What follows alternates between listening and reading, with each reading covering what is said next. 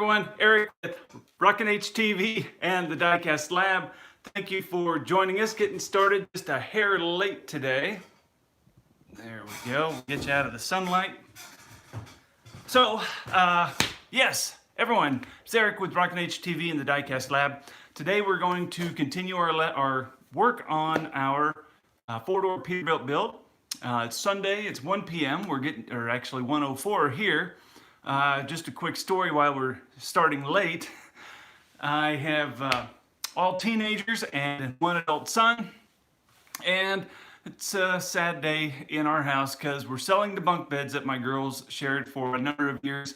And so my wife had sold them to a coworker, and they came over at 12:30 or so and said, "We're here to pick up our stuff."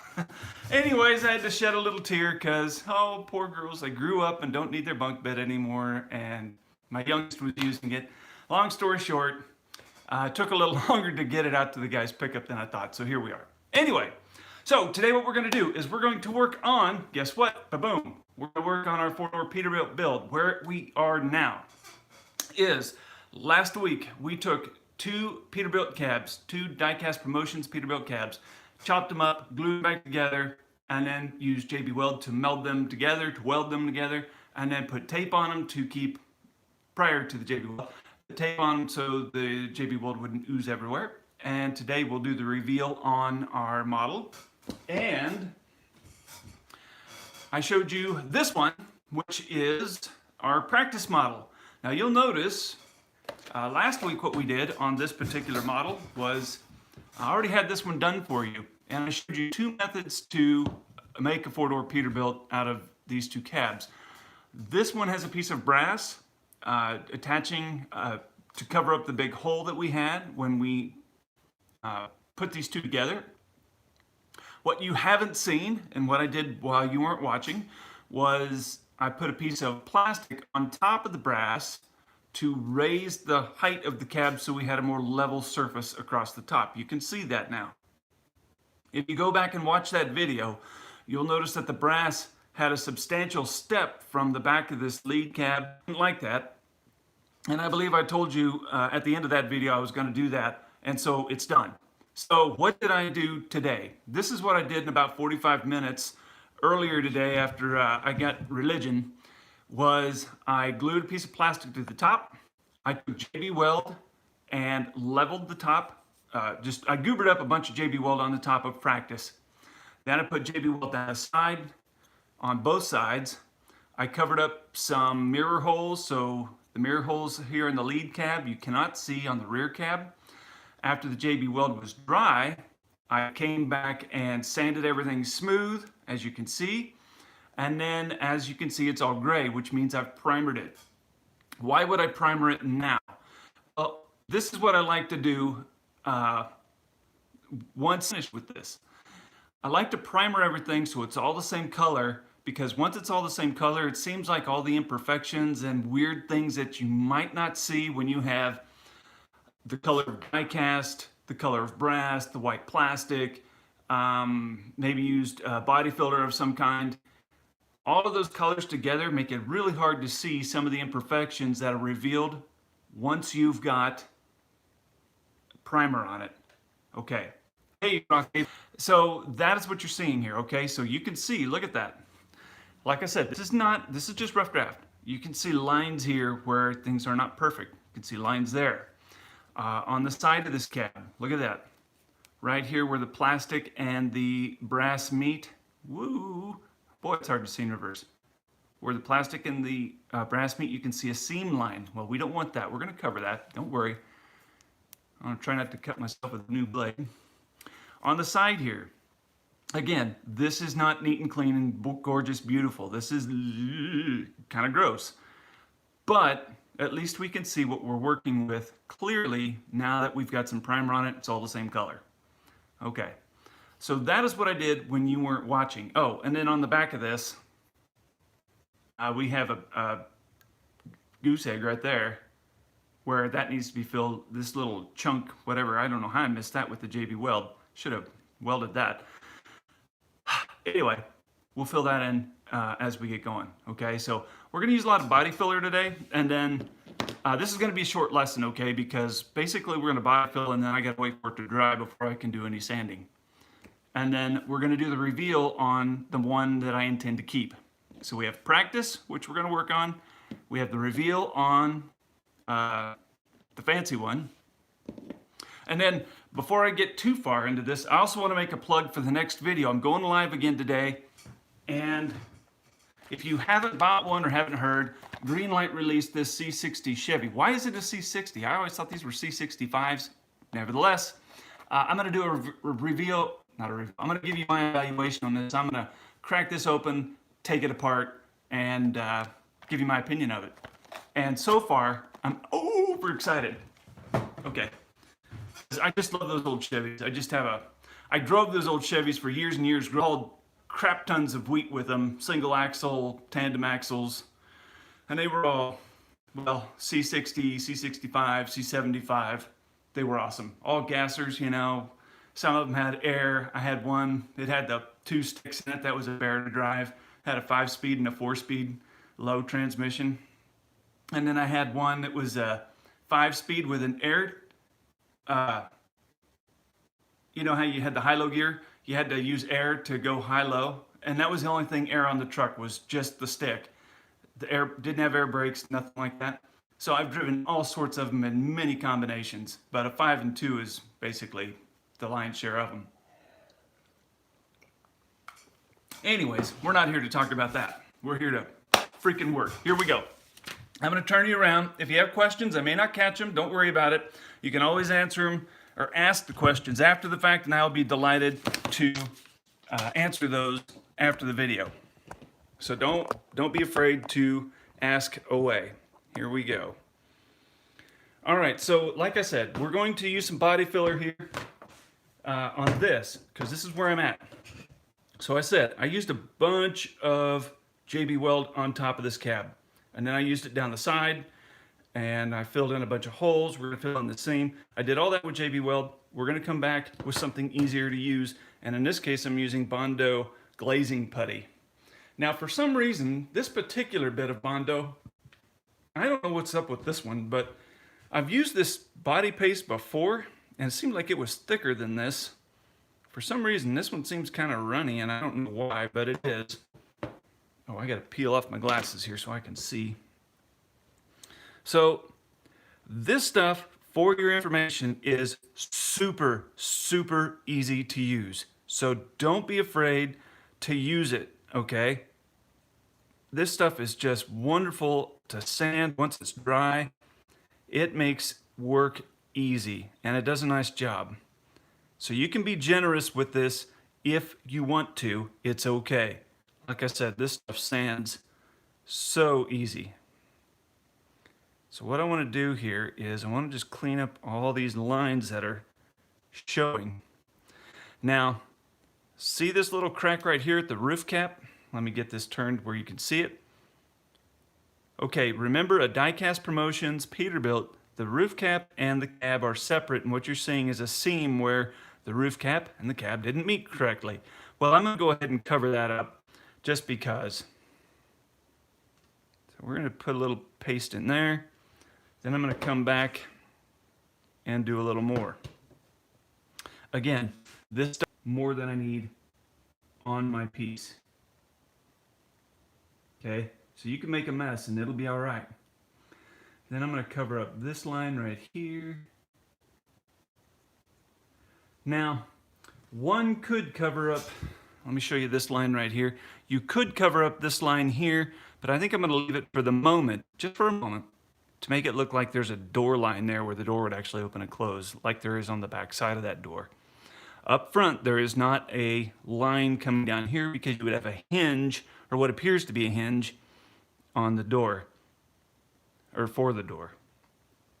Okay.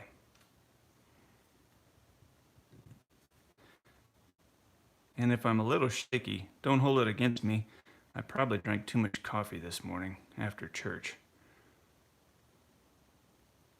I usually drink just a wee bit more coffee on the week. Well, usually on Sunday. Because we do breakfast and Oh, wow, come on, behave. Stay there, you dog. What will happen with your Bondo paste is it does like to soften up your primer underneath, so it does make it sometimes a bit challenging to use, but nothing you can't work through. So if it looks like crap, don't worry about it. You're going to sand it. And it sands. So, and it, got to use my right hand instead of my left. Maybe that would help. There we go.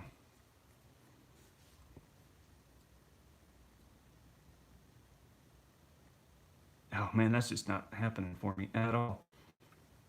So what typically happens too, I'll go ahead and put Bondo paste down, sand it, and then maybe have to do another coat. So if it doesn't come out right the first time, don't worry about it. You can do it again. Because our goal here is to make this look really nice and tight and cover up any weird lines. And really make this look good. And was this 4-door Kenworth back there. Because that one, I'm not bragging, but boy howdy. Okay, yeah, maybe I am bragging. I did a good job on that one. Some of the others turn out better than some. Well, let's see here. Get you in the middle of the shot. I gotta remember where the camera goes.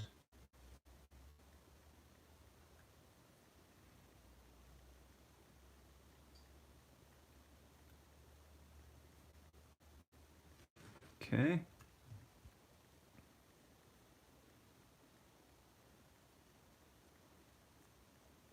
Come on.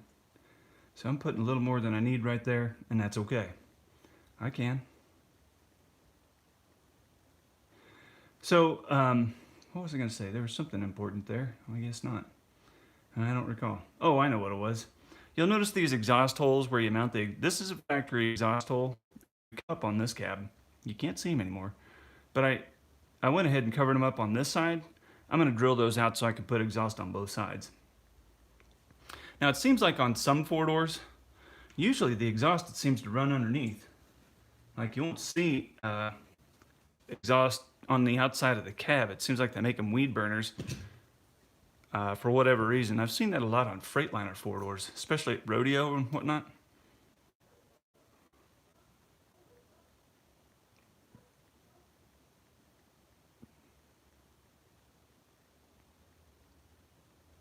Yeah, look at that. I'm using my left hand again. We'll see if this works.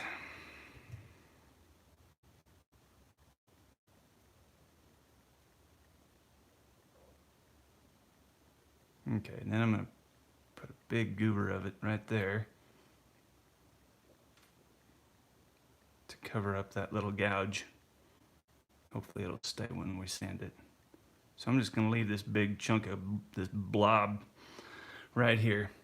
And when we come back to sand this, you're going to understand why I can be a little careless here. You'll understand why I can be careless, and that is because this stuff is, like I said, just so stinking easy to use. It works really, really well. And then right there, I got a little spot where I got carried away with my sander. So we're going to cover that up. Because I used a Dremel sanding pad to do some of the fine work. So I used 80 grit 180 grit sanding pad on my Dremel, and that's how I cleaned up those lines and all the overhang of the brass and the plastic. On the back of the cab, you can see the line of the brass right here. That's where the seam for the brass is, right here, and then you can kind of see the plastic right about here. And I forget what thickness of it was, a scrap piece of plastic that I stuck on there and thought, okay, that's about what I need, so that's the one I used, and I couldn't tell you what size it is. Okay. So what we need, before we're all said and done, I'll go ahead and cover this hole too. I might make some sort of plastic insert with a hole in it for a window. Okay, so that's basically our practice model done. Next, now we're going to go ahead and work on, this is the one we did last week where we did all the heavy lifting right on camera. So now we're going to take the tape off, and the tape is there to act as a kind of a wall so the JB Weld on the inside of the cab didn't ooze out and get everywhere. So let's go ahead and do the reveal. Okay, nice. Like it, like it. Okay, there we go. So this is what we ended up with. Check that. What I'm gonna do is we're gonna go ahead and JB Weld all this, and it looks like we're gonna have to do that hole there. Well, may have to do something. Okay. Let's just keep looking at it. This, we'll put some JB Weld here. That worked out. Look at that. And then here, here, here, and here. And then we'll need to come across the top with more JB Weld. Now, this is one of two ways I've shown you how to do this. This one, we discarded this roof cap, okay? So on practice, we discarded the roof cap and we reused this roof cap over here, okay? So in type 1, piece of brass and plastic, nice and flat and lean. Type 2, we reused the roof cap and we're filling more of this in with JB Weld. Which one's gonna be better? Man, that's a tough call. I'm not real sure. I'm kind of liking this one already, because if you look at this, I think we're gonna have more, this will be more work in the long run than doing this job here. But that's okay, that's okay. We'll get it. Not a worry, not a worry. We're gonna get it. Okay. Okie doke. Let us get our JB Weld plate out. Now, if you followed me very long, you'll know that I'm a fan of keeping your old lids and stuff off your plasticware at the house. Keep those, because now you can use them for this purpose right here.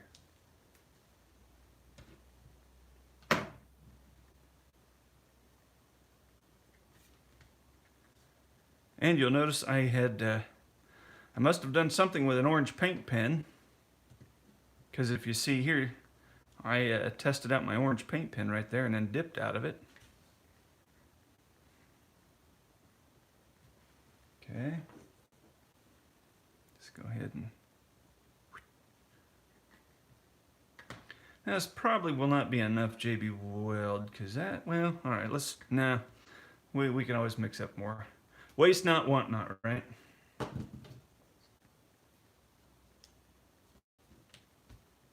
And then once we kind of get our JB Weld set on this, then we're going to be kind of done for today. And then I will see you at 2 o'clock for the Chevy eval.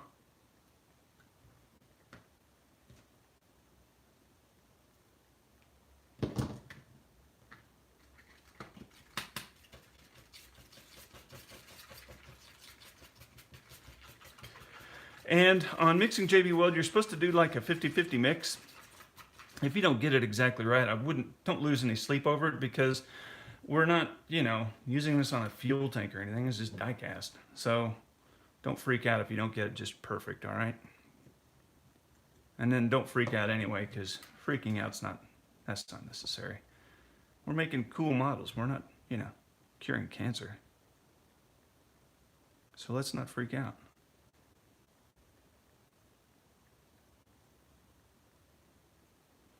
My wife would tell me, though, or would tell you, if I happen to freak out, then you need to be concerned, because something big is going down.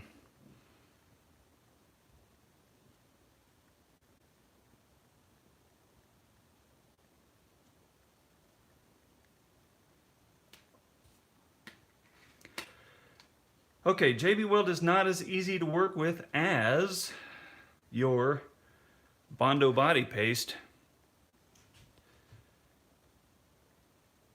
but it's not impossible to work with either. I have really good luck with it. Seems to work for me. Not everyone would agree with that, and that's okay. If it doesn't work for you, find something that does. Although I can tell you just kind of anecdotally here that I do like the brass method better than this one. This is okay, but I think the brass method is better so far.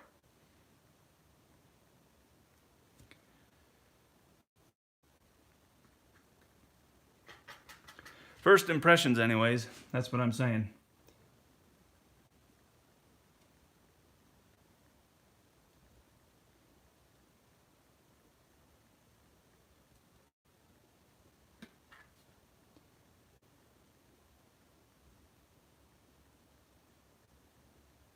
And unlike the first one, we're leaving that hole open.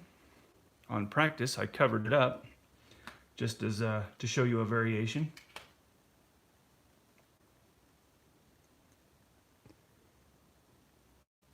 And at the end of the day, this is yours. If you're making one for yourself, it's yours.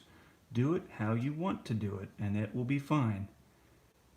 I'm not a big rule keeper, and if you follow along very long, you'll understand that, you know, at the end of the day, if it's yours and you're happy with it, then you've done it right. Now, does that mean I would do it the same way as you? No, not at all. But it's yours, not mine. If it's going to sit on your shelf, I don't care what you do. Just make it so you can live with it and have fun.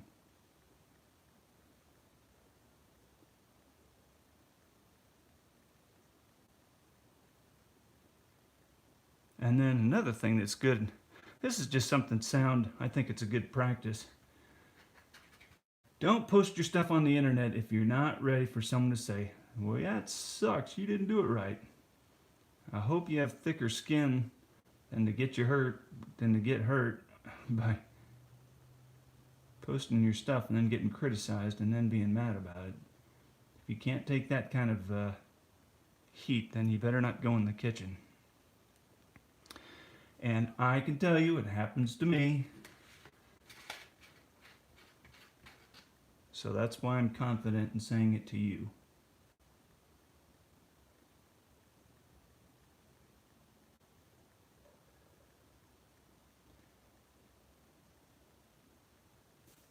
Okay, that's where we're going to leave this bad boy right here. You'll notice I've got JB Weld everywhere. Holy crap, man. This is JB Weld madness. We're going to sand and sand and sand. And it's going to be awesome. Just going to take a little more time due to the amount of sanding that I have to do. That's okay, we got time. And there we go. So I'm going to let this chill. Look at that bad boy. There is so much JB Weld on this. Oh my gosh. How is this ever going to turn out right? Don't worry. It's going to turn out fine. Because you work with it long enough, it'll be all right. And once you get paint on it, you don't have to tell everyone what you did. As long as it looks gorgeous, who cares if it took you a little longer, right? Okay, that's that. All right, guys. Do you have any questions for me as we... There we go. We've been at it 24 minutes, and all we've done is just do some... we did some body paste, and then we did a bunch of JB Weld stuff, which, for better for worse, that's what we're... Questions here. We had Rockhaven say hello. Levi says, badass, Eric. Boom. Love it. Nathaniel Lee. Hi, can I see all of your custom-made toy tractors? And then he also follows up, well, actually, you know, oh crap, I need to plug in. Some farm toy tractors. I've got,